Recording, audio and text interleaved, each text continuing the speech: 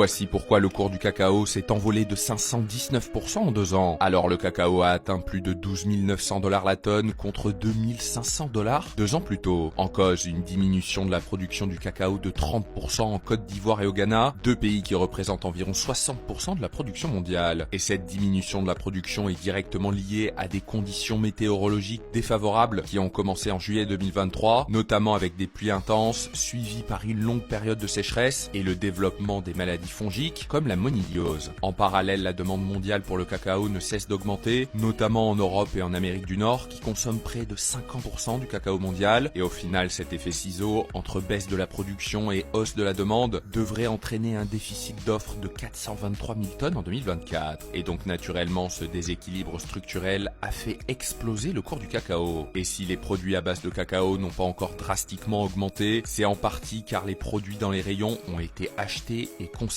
avant l'envolée du cours du cacao. Mais cela devrait évoluer dans les prochains mois selon l'Organisation internationale du cacao. Et dans ce cadre, les industriels pourraient avoir recours à la shrinkflation, qui consiste à baisser discrètement le grammage des produits sans réduire le prix, voire en l'augmentant légèrement. Une autre pratique consisterait aussi à réduire la partie cacao des produits pour les remplacer par des matières grasses végétales moins coûteuses comme l'huile de palme ou encore augmenter la teneur en sucre.